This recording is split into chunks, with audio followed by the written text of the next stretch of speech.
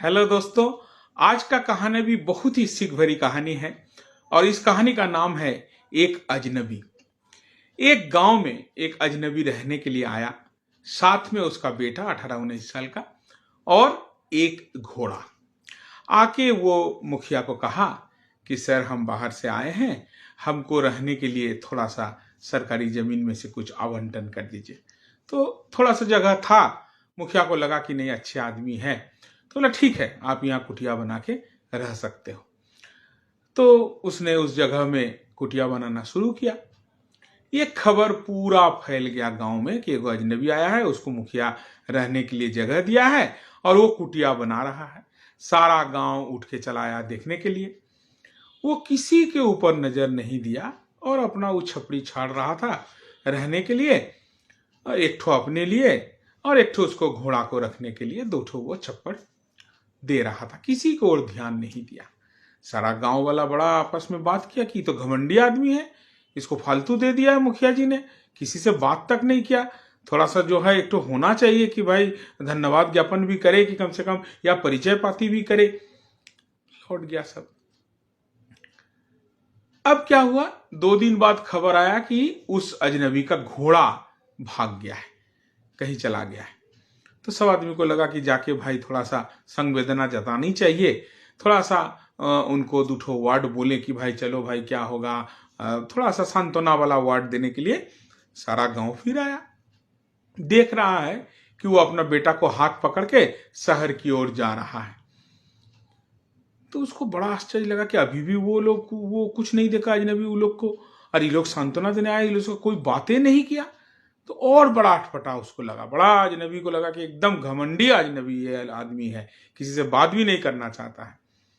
ठीक है, अब वो आदमी शहर जा रहा है, कमा रहा है, लौट रहा है। 2 दिन बाद उसका घोड़ा लौट आया और साथ में एक घोड़ी को भी ले आया। अब पूरा फैल गया बात कि घोड़ा भी लौट आया और साथ साथ एक घोड़ी को भी साथ में ले आया है। फिर सारा गांव आया धन्यवाद देने के लिए, खुशी जताने के लिए। चलिए भाई, घोड़ा गया था तो घोड़ा आइए गया, घोड़ी भी लेते आया साथ में। देख रहा है कि वो एगो और छप्पर छाड़ रहा है घोड़ी को रहने देने के लिए, किसी से कोई बात वो नहीं कर रहा है। सब आश्चर्यचकित हो गया। 2 दिन बाद उस घोड़ी को ट्रेनिंग देने गया था वो अजनबी का लड़का, और उसका पैर गया टूट। वो पछाड़ दिया उसको और वो जो है टूट गया उसका पैर। अब फिर सब आदमी आया सांत्वना देने के लिए। देख रहा है कि वो डॉक्टर वैद्य को बुला के पट्टी करवा रहा है बेटा का, किसी से कोई बात नहीं किया। फिर सारा गांव वाले लौट गया। अब 2 दिन बाद पड़ोसी राज्य के साथ युद्ध फैल गया और राजा ने ढिढोरा पिटवा दिया कि 18 साल का कोई भी आदमी, कोई भी बच्चा 18 साल से ऊपर, सबको सेना में भर्ती होना है। ट्रेनिंग नहीं है, कोई बात नहीं, युद्ध में जाना है। अब बिना ट्रेनिंग का युद्ध में जाएगा तो उसका मृत्यु निश्चित है।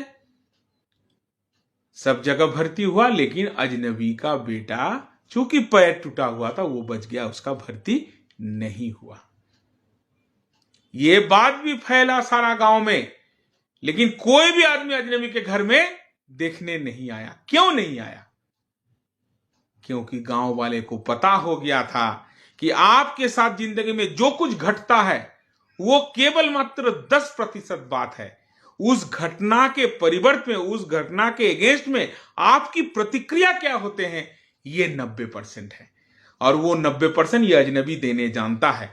वो आया था तो सबसे पहला उसका था रिएक्शन कि भाई एक्शन तो हो गया, उनको जमीन मिल गया, लेकिन रहेगा कैसे, वीरान जमीन है, वहां पे वो अपना घर बना रहा था, वो उसका एक्शन था।